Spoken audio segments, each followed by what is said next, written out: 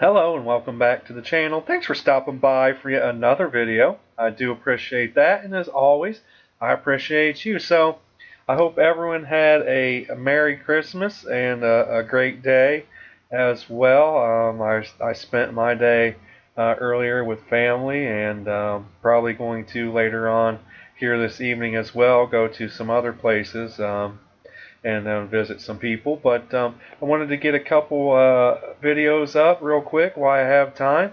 So what we have here says scientists create an air-transmissible Ebola and other lethal viruses ready to be sprayed over our heads. It says 3 years ago, several mishaps occurred with vials of viruses that could have been potential bioweapons in the wrong hands. A moratorium on deadly virus creation was installed, but the ban was just reversed on Tuesday, allowing scientists to begin manipulating benign pathogens into deadly epidemic-worthy human disease. It says not only do scientists want permission to create with abandon, they'd like to keep the results secret, i.e. keep them unpublished so that the work doesn't get into the wrong hands and cause an act of bioterror. Now that the government has lifted the ban, scientists essentially have carte blanche to breed laboratory horrors, which I mean, that to me is insane. Scientists create air-transmissible Ebola and other lethal viruses. So why would you even want to create these to study? Obviously, I'm clueless here because if these things got into the wrong hands, um, you could see epidemics around the world like none other. I mean, to me, this is insane. And you're playing with so much danger here, guys. But it goes on to say federal officials on Tuesday ended a moratorium imposed 3 years ago on funding research that alters germs to make them more lethal.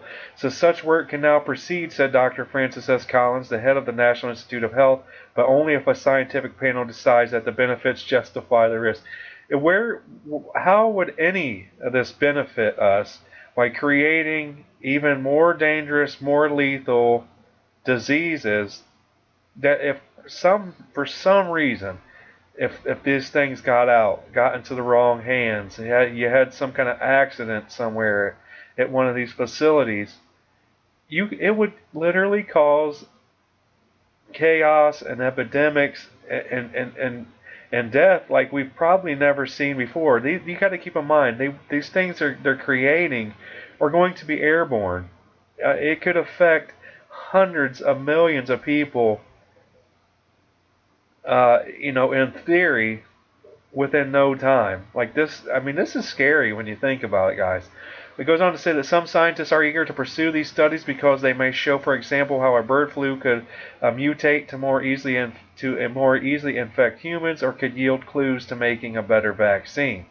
I guess I'm sure there are some benefits, but to me, I don't know. Does the reward outweigh the risk? I mean, you guys, let me know what you think.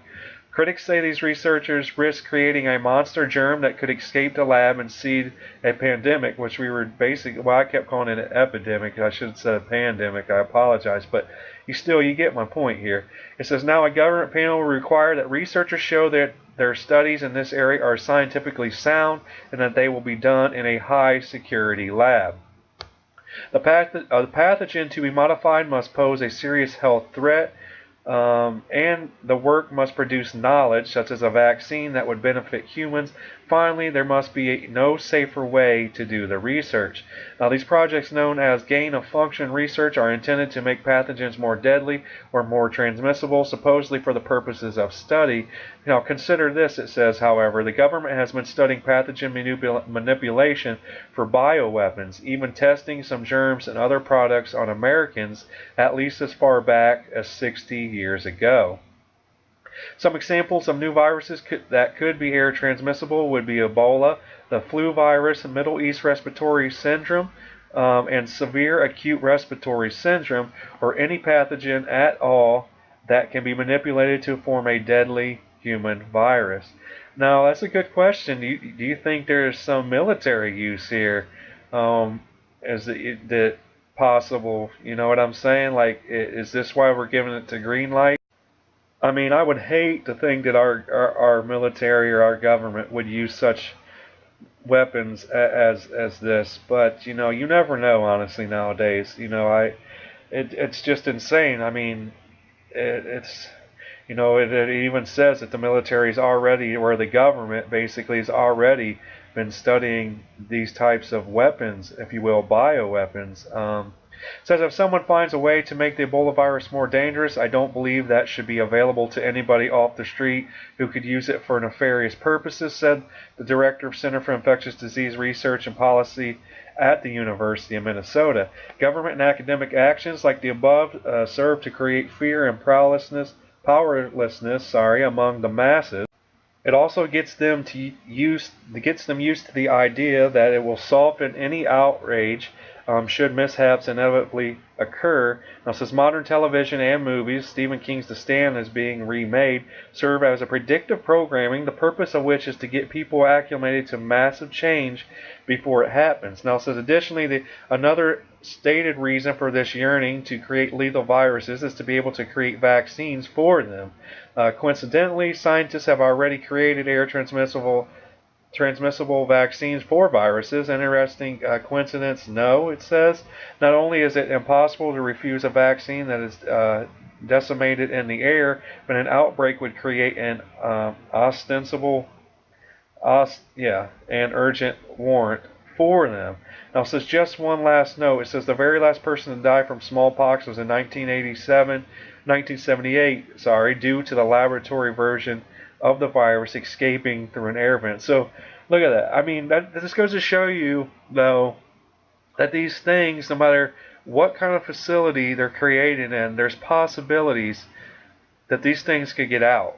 You know, like, I don't know. I don't know if the rewards would actually outweigh the risk in these kinds of situations. Like, man, if these things are created and they're ultimately used for war, could you imagine? Like, that's just insane to me. Like, you would, I don't know. I don't even want to think about it on that kind of level. But you know, if you guys might know more about the subject than me, so if you can explain to me.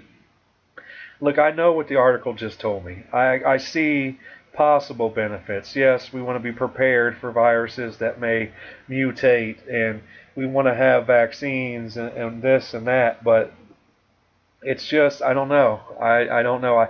I could see honestly accidents happening, and in these types of situations when they're making these viruses even more deadly. Think about it this way, and more lethal, and you don't already have the cure as you're creating these things, the pandemic that can ensue, should this get out or be used as bioweapons, to me it is just insane, guys. I had to share this article with you because I couldn't believe what I was reading. But thanks for watching these videos and supporting the channel, guys. We're growing every day, and I can't thank you enough for that. Again, I hope you guys had a Merry Christmas. Be sure to share, like, subscribe, and comment down below. Hope you guys have a great day as well. Peace.